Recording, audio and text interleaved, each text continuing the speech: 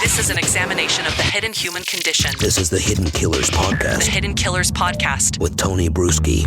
Listening to specific testimony right now in the trial of Lori Vallow Daybell. We're going to now go to FBI Special Agent Steve Daniels as he revealed shocking new details in the Lori Vallow Daybell trial this week. Let's take a listen.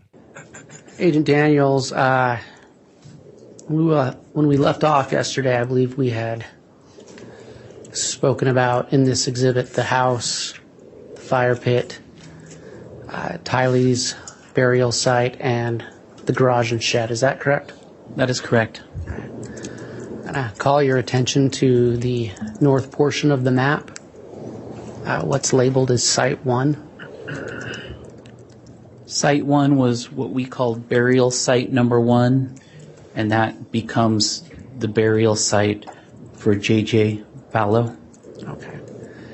And I believe we may have already started this, but if you could just briefly remind the jury what we're looking at here. This was just what I would call an overall photo leading toward what became burial site number 1. And burial site number 1 ends up being in the vicinity of where that laser pointer is. Okay. And this is just kind of showing you an overall of what the vegetation looked like, the higher level vegetation in that area, and then we'll gradually get closer to the site. Yeah. Just 1 second, Your Honor.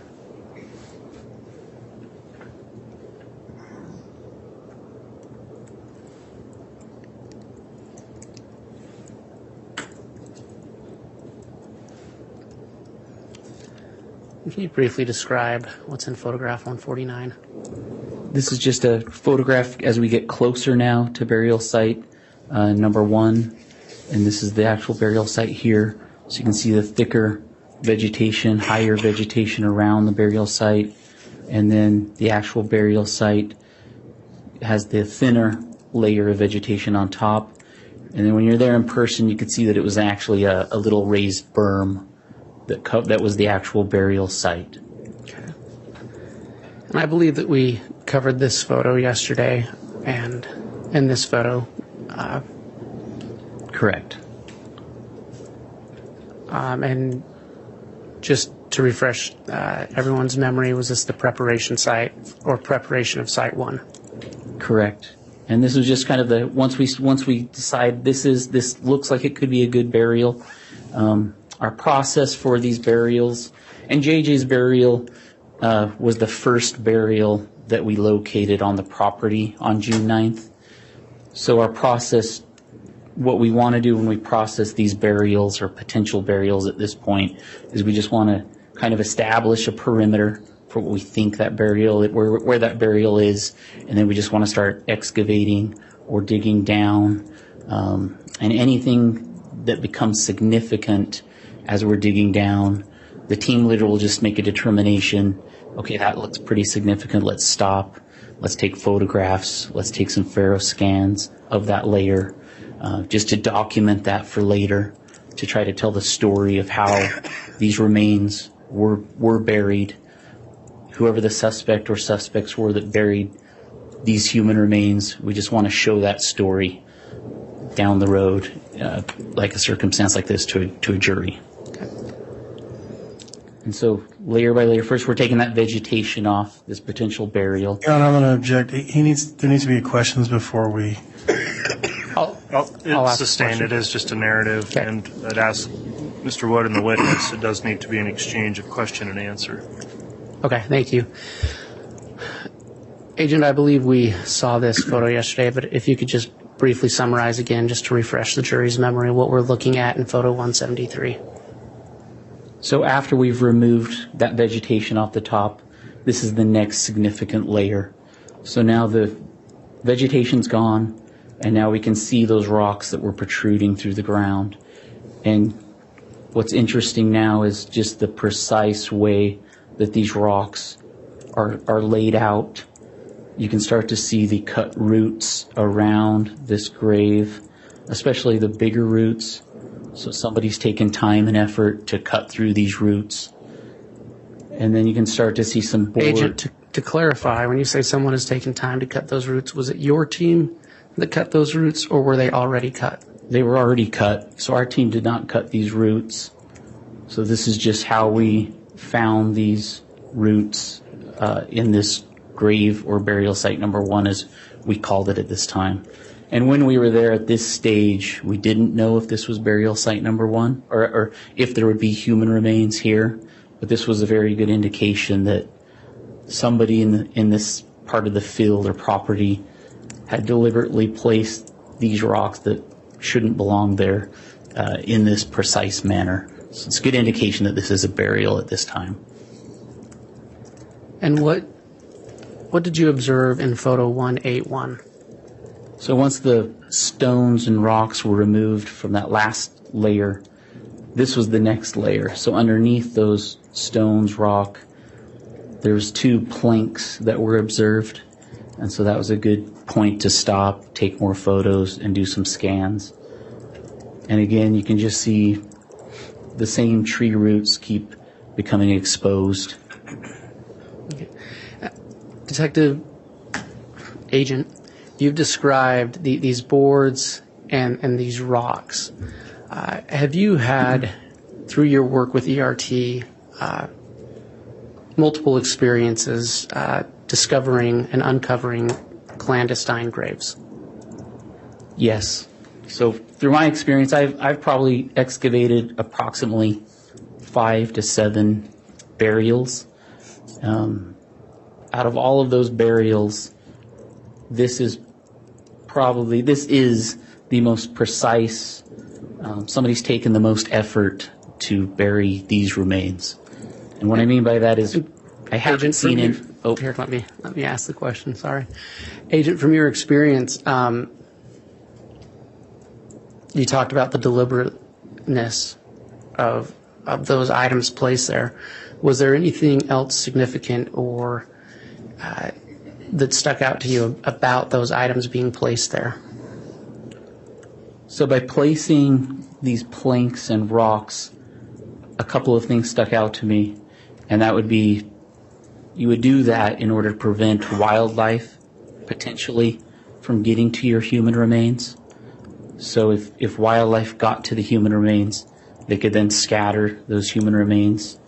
And if they scattered the human remains, then obviously a neighbor or somebody else could find those human remains. So then the grave's not as hidden as these person would like them to be.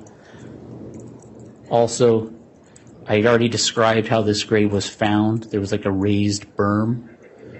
When human remains decompose, that usually means that if it had been level, there would be like a sinking of the soil once the human remains decompose.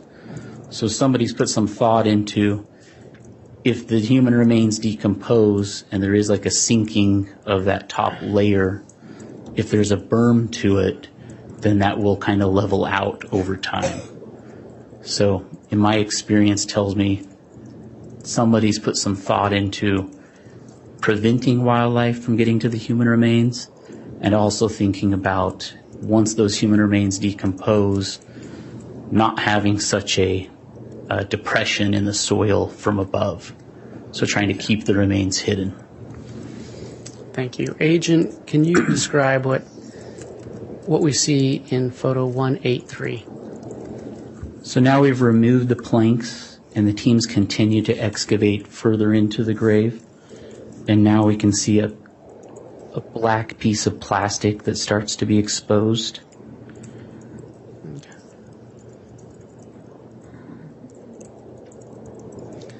And can you describe what we see in photograph 190?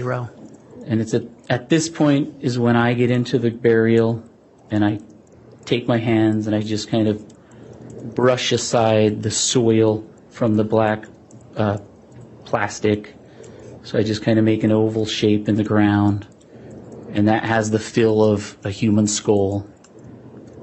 And that's what I presume it is. And at that point, I take a razor blade, because we need to determine, at this point we still don't know for sure if this is a burial and those are human remains. So we have to make that determination.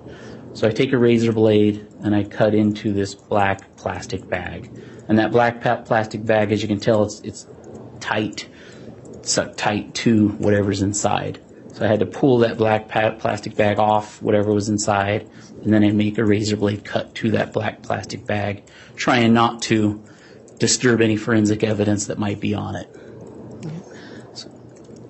Agent, can you describe what you see in photo 191? So underneath that black plastic bag, once it was cut open, ends up being this white plastic bag. And so I kind of do the same thing, kind of pull that white plastic bag away from what ends up being the skull, the head of the human remains. And I do the same thing. I make a razor blade cut to that white plastic bag. And as I'm doing that cut, you can see kind of the human hair starts coming out, with that razor blade into my hands. And that's the point that we decide this is human remains. And so that, at that point, is when that absolutely becomes burial site number 1, and that ends up becoming JJ's burial site. And can you describe what you see in photograph 192? This is just a better picture showing the hair that came off with the razor blade. You can see the cut that was made to the white plastic, and then you can also see some duct tape that was also inside those plastic bags. Can you describe photograph 195?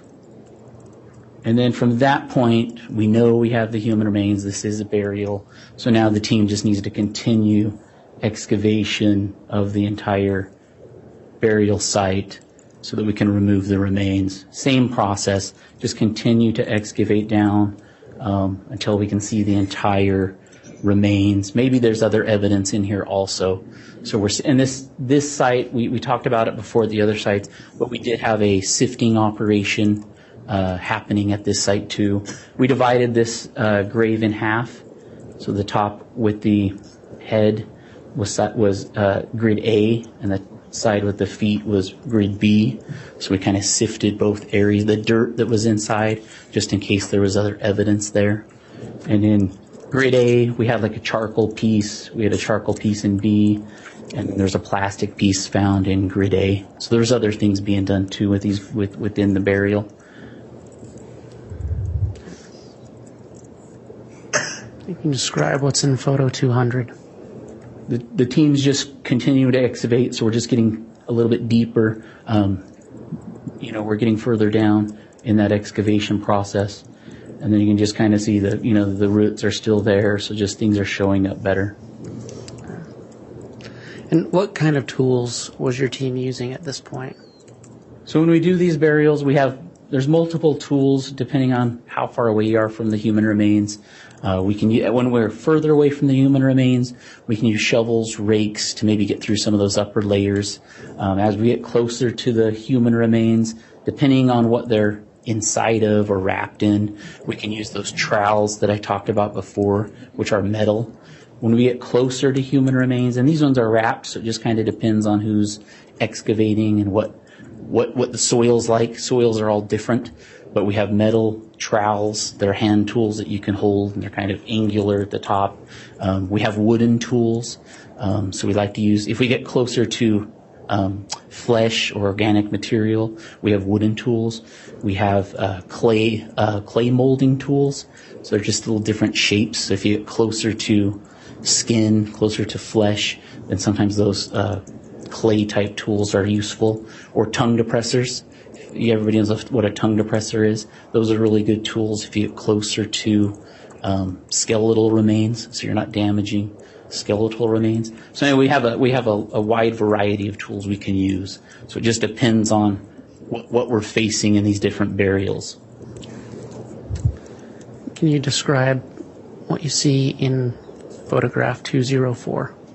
This is just kind of the continuation of the same it's a slow, methodical process.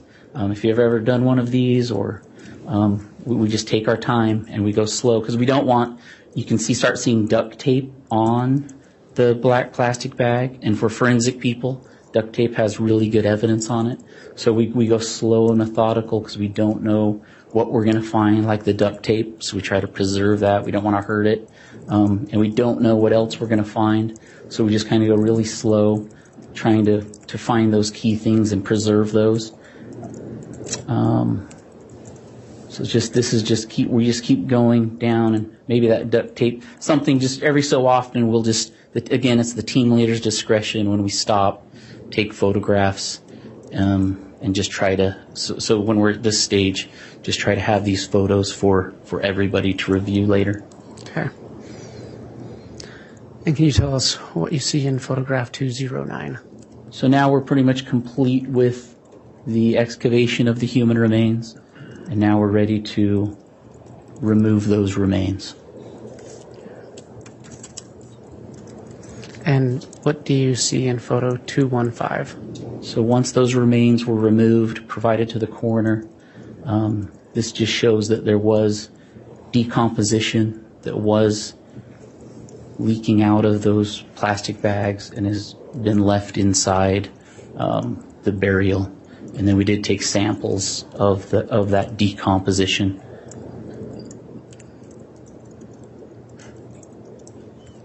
And then what do you see in photo 217? This is just a close-up of that decomposition that remained inside the burial.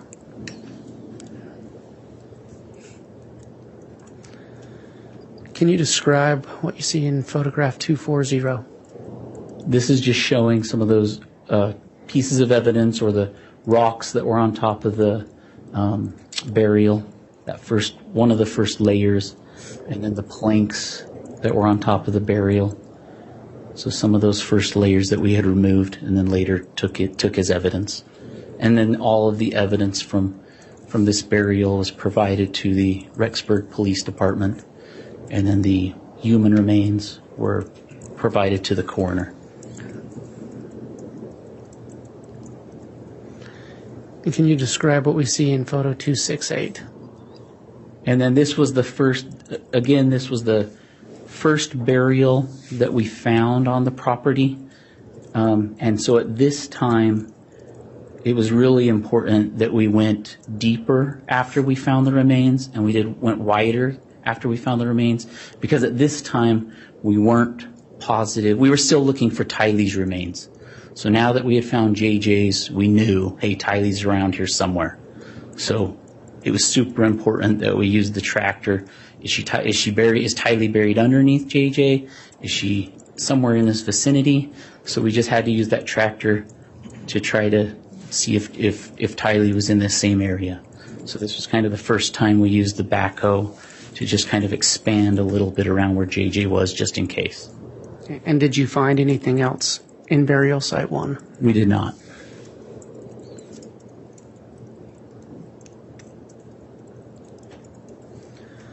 Agent, we've spoken about Faro scan data. Was the Faro scanner used at burial site 1? It was.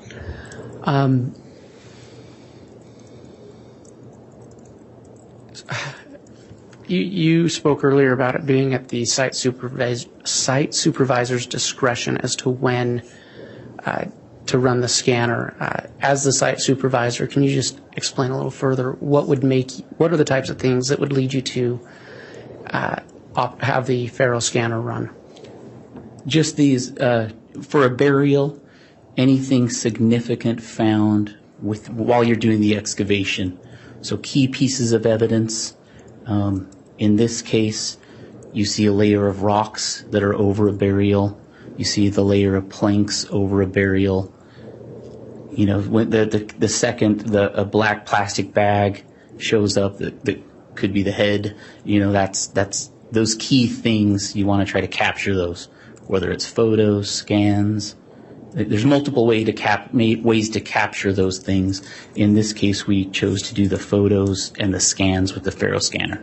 Okay. So I'm going to show you what's been labeled layer A.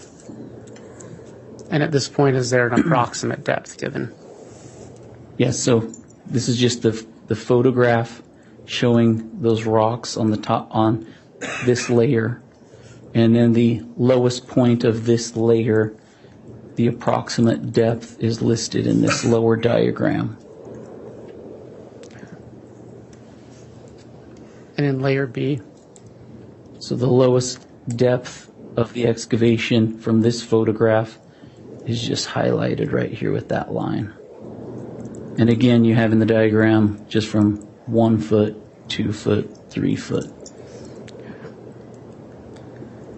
And layer C? And that depth is just kind of noted. The lowest depth from that picture is just kind of highlighted right there with C. And what can you describe for layer D? Just from this photograph where we were at that time, the lowest depth that was scanned was right there, so just under a foot. Okay. And finally in layer E? So this is when that excavation was complete. We were ready to remove the remains, and then the lowest layer scan depth when that picture was taken was just above 2 feet. Okay.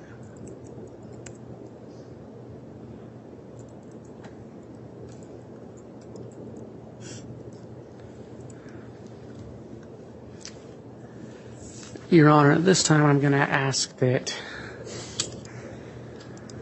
the witness be handed what's been marked as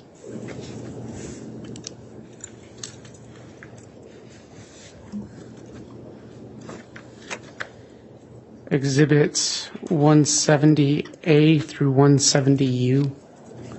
And I would, well, wait till he sees them. And the copy has been provided to counsel in the court.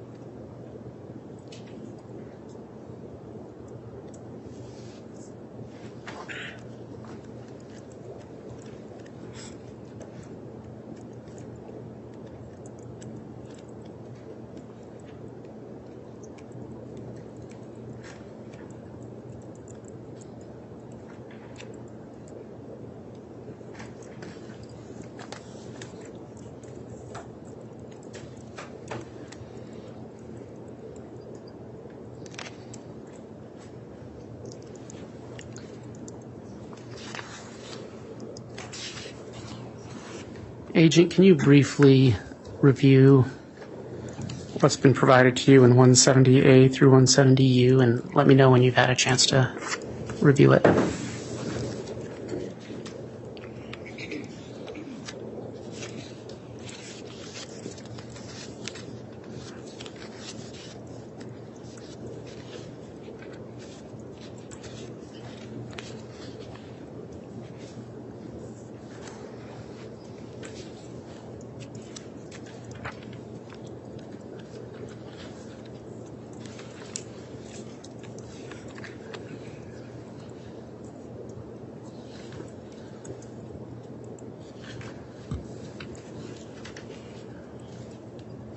Okay. Do you recognize that exhibit? Yes. What does it purport to be? Looks like our ERT photos that were taken June 9th and June 10th. And are those, are they the same photos that were used in your exhibit? Interactive, yes. Are those true and accurate representations of what you observed on June 9th and 10th? Yes. Your Honor, the state moves for admission of state's exhibits 170A through 170U into evidence. Any objection? Your Honor, may I voir dire in aid of this objection? Yes. Agent Daniels, these photographs each one of these photographs that are in this packet are also photographs that have been shown to you in this particular exhibit. Is that correct? In the exhibit, the PowerPoint exhibit? Correct. Okay. My objection would be that it's cumulative evidence and that it's just not needed. All right, response, Mr. Wood. Thank you, Your Honor. The reason the state is putting these into evidence is for ease of the jury in reviewing the evidence. Where this exhibit is interactive and they may not be familiar with it, it's just a simple paper copy of the pictures. So it's just simply for the ease of the jury. All right. Well, I would note that Exhibit 171, which is the interactive exhibit, does have these photographs already within it. There's an objection made that it's cumulative. I am considering that objection because the photographs are essentially all being proposed to be admitted 2 times, the same photographs. However, given the nature of the different format and having considered whether or not there'd be any undue prejudice to have the paper copies of certain photographs, I'll find that it's not cumulative and it may assist the jury, would not be overly prejudicial, so I'll allow for the admission of exhibits 170A through 170U to be admitted.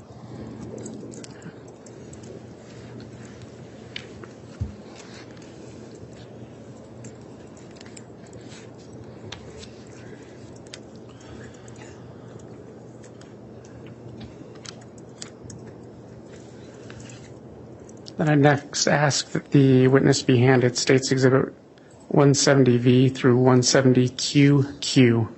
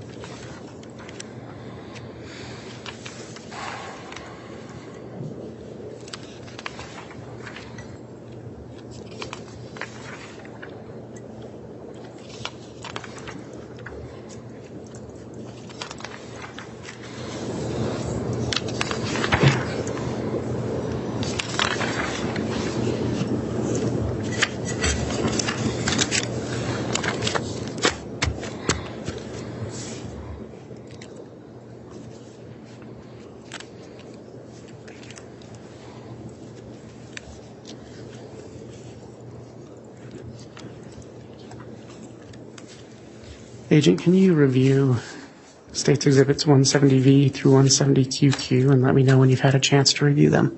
Yes.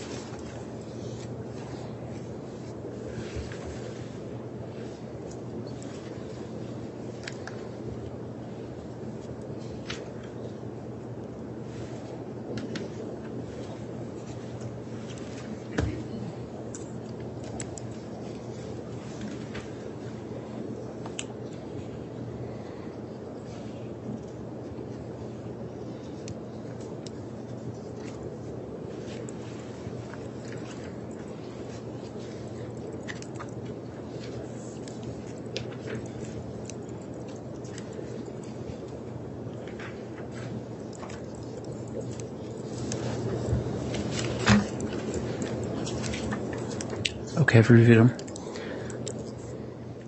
What is State's Exhibit exhibits 170V through 170QQ? There are photos that were in the interactive and photos that the ERT photographers took from the June 9th and 10th crime scene. Okay. And do you recognize those photographs? Yes. And are they true and accurate representations of what you witnessed on June 9th and 10th? Yes. Your Honor, for the ease of the jury, the state moves for admission of state's exhibits 170V through 170QQ. Any objection from the defense? Yes, Your Honor, we would renew our objection that these are cumulative. Okay. I've considered that objection. Again, it is more than one version of the same photograph being admitted. The court does find, upon weighing it out, that it would not be unduly prejudicial to have the jurors have an easier reference of these particular photos, which are also found in the interactive exhibit. So the court will overrule the cumulative objection. The photographs on those exhibits are admitted, and just so the record's clear, that would be V through Z, and then they start again with AA and then go sequentially AA, BB, etc. up through QQ. So those are the photographs that are now admitted.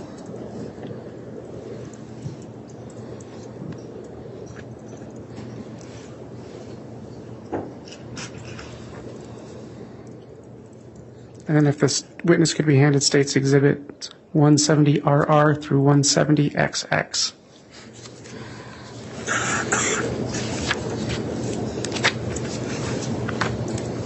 Oh.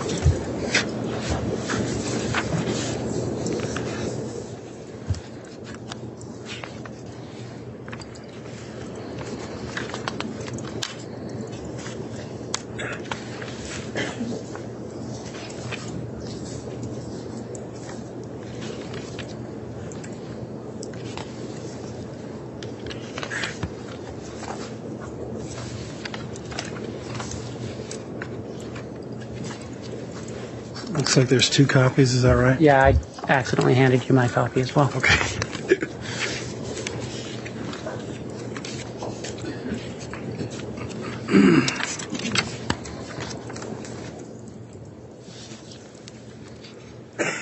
Agent, can you review state's exhibits 170RR through 170XX? Yes.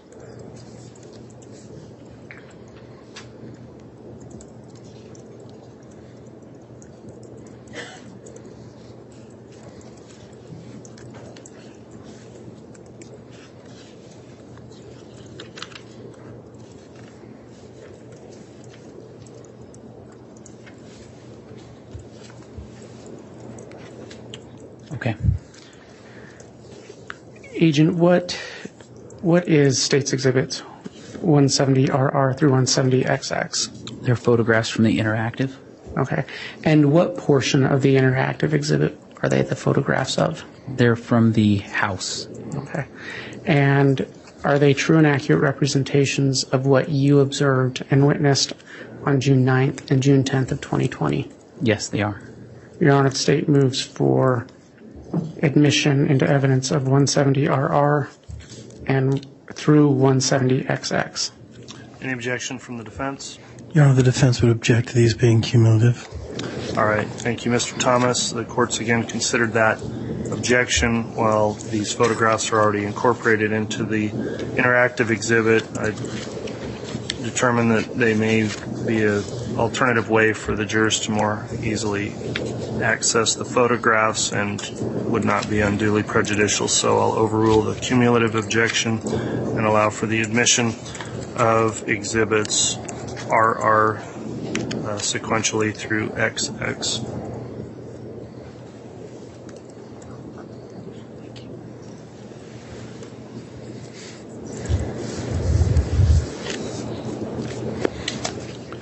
And then if the witness could be handed what's been marked as state's exhibits 170YY through 170JJJ.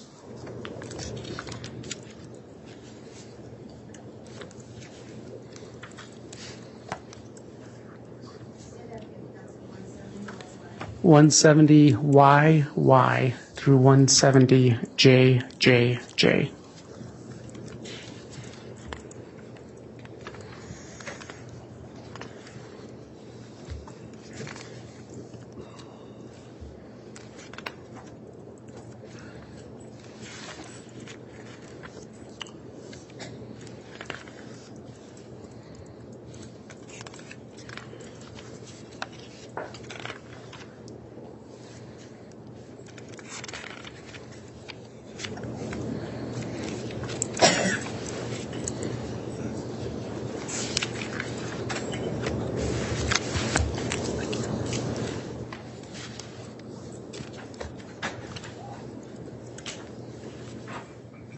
Agent, can you review States Exhibits 170YY through 170JJJ and let me know when you've had a chance to look at them?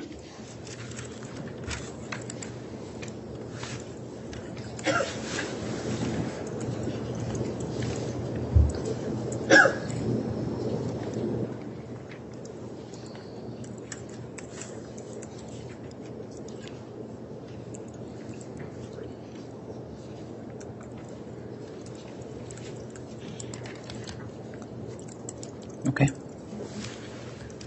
Agent, what is in States Exhibit 170YY through 170JJJ? Photographs from the interactive. Okay. What portion of the interactive are they photographs of? Photographs from the fire pit. Okay. And are they true and accurate representations of what you observed and witnessed on June 9th and 10th of 2020? Yes.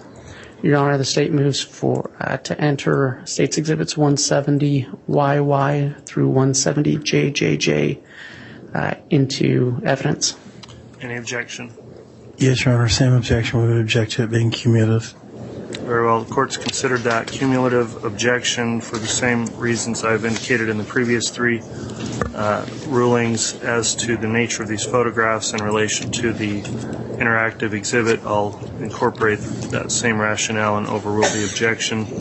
So to be clear on the record then, exhibit YY and ZZ are admitted, and then it begins with AAA and goes sequentially through JJJ, and that packet of photos is admitted over the objection.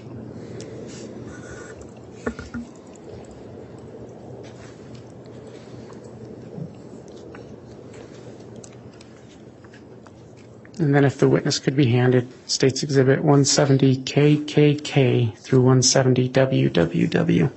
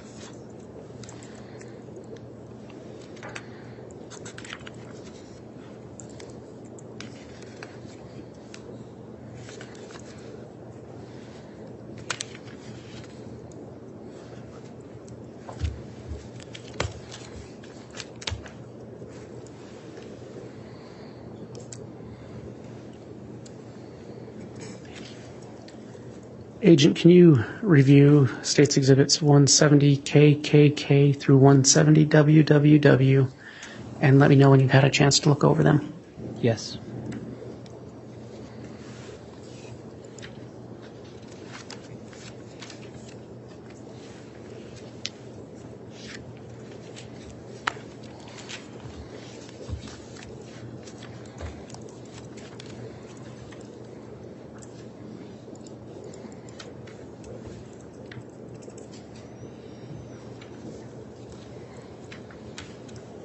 Okay.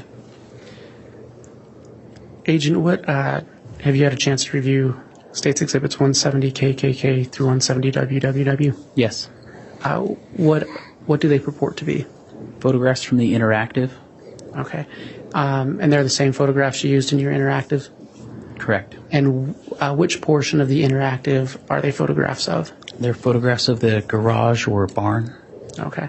And are they true and accurate representations of what you witnessed on June 9th and 10th, 2020? Yes.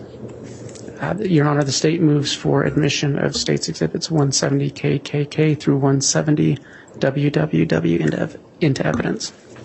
Any objection? Yes, Your Honor, we would object to them being cumulative evidence.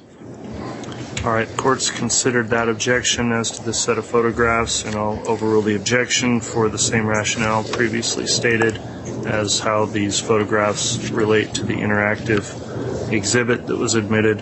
So for that same rationale, the court overrules the cumulative objection, and exhibits KKK through WWW sequentially have been admitted.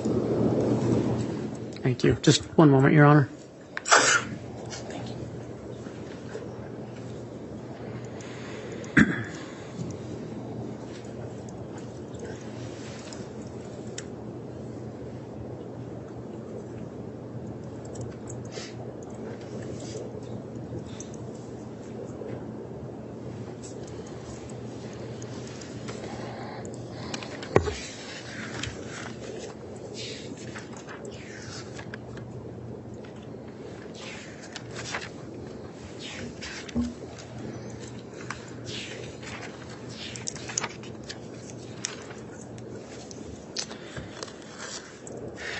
Agent, can you, based on the testimony you've given and your experience and training, to you, what were the differences or the contrast between the gravesite of Tylee Ryan and J.J. Vallow? I thought there was a big difference between JJ's burial, which was our first burial that we uncovered that we just talked about, where the stones were covered in such a precise way, and the planks were there, and JJ's human remains were all intact, wrapped in the plastic bags, and then the white bag at least was on his skull from what we saw, versus burial site 2, where we at first couldn't even tell they were human remains, and then the way we found Tylee's remains, just kind of that mass of organic material at first. We didn't know what that was until we kind of pedestaled out that mass, went to uncover it, and it fell apart into pieces. Saw the burned, charred remains of Tylee's remains. So just such a big contrast for us as a team, going from JJ's, how precise everything was placed, the stones, the planks, the wrapping of the body, all intact, versus Tylee's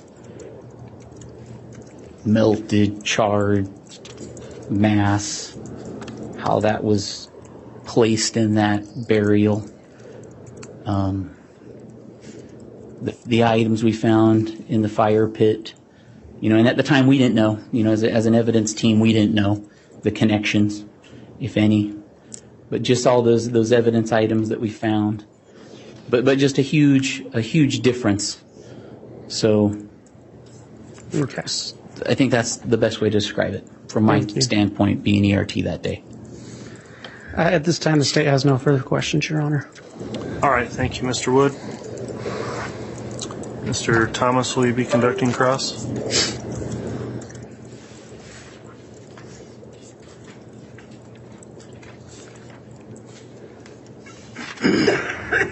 Yes, Your Honor.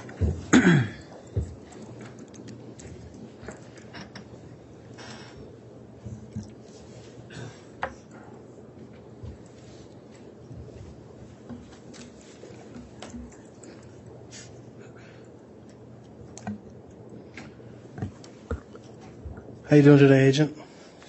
Good, thank you, sir. Good. You indicated that you've been on the ERT team for somewhere between about 13 years. Is that right? I'm saying 13 to 15 years. I was off and on. Okay. And during that time, you've been to 5 to 7 covered burials, is that right? That's a good 5 to 7 approximate. burials? Yeah, that's a good approximate. Sorry, I didn't mean to talk over him. Yeah, let's make sure we don't get into that with the court reporter keeping the records, so please don't talk at the same time. So 5 to 7 burials over the past 13 to 15 years? I was on and off ERT, so I would say over the last 12 years, approximately 5 to 7 burials. Okay. And where were those burials? Were they all in Idaho? I've always been in the Salt Lake City division, which covers Utah, Idaho, and Montana. Okay.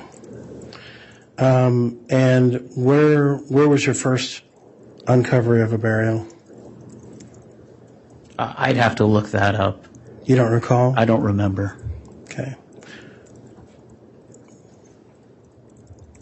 Would you consider this 2 separate burials, or would you consider this particular case 1 burial? I would consider this 2 separate burials, mainly because of the contrast that I just described. Okay. So I guess what I'm asking is, when you say 5 to 7 burials, are you saying 5 to 7 different events, or 5 to 7 sites that you, or like, I don't know, how would you describe it? I would say some of those burials were in the same burial, and some of them were individual in one burial. Okay. So how many sites, like how many times have you gone out and done a burial uncovery over the course of your career? I'd say approximately 5 times. Okay.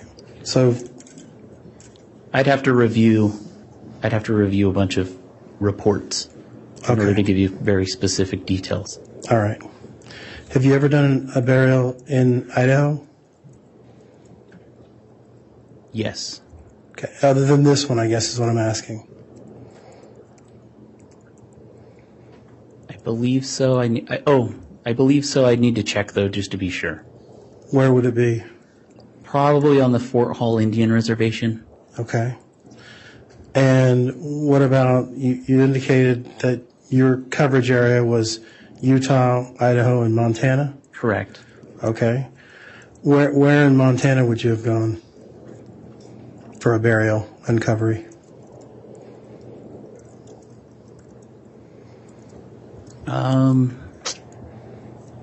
We recently were in, well, I probably shouldn't say the place.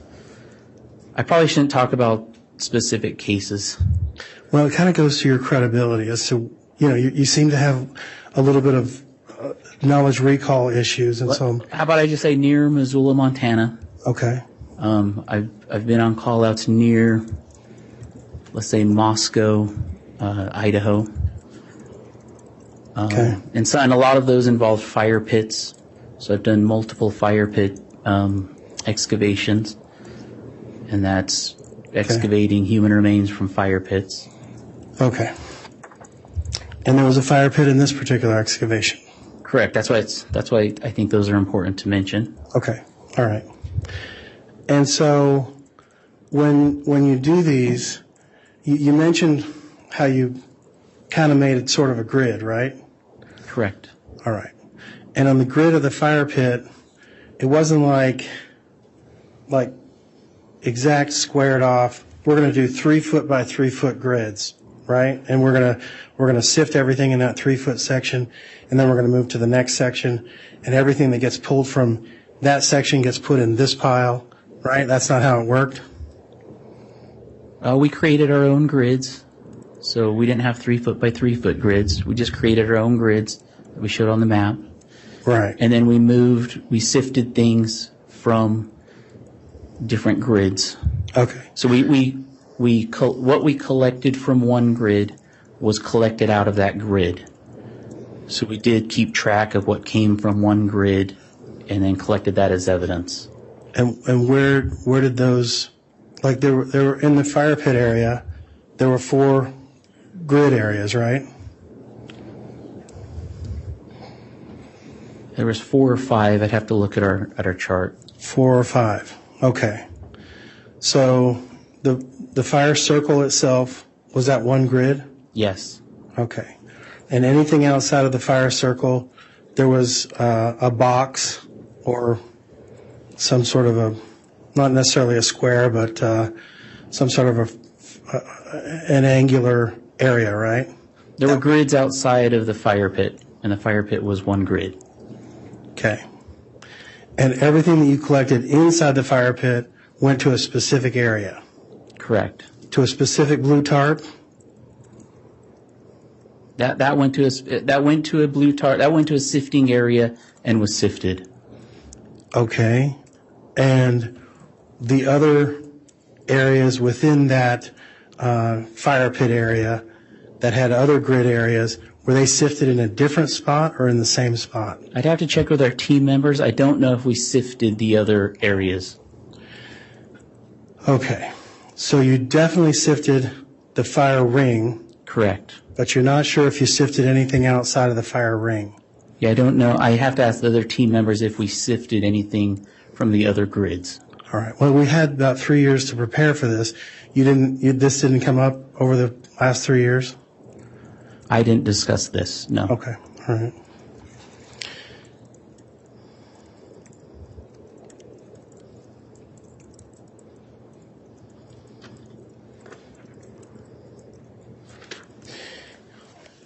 You mentioned that you were the, let me get it right here.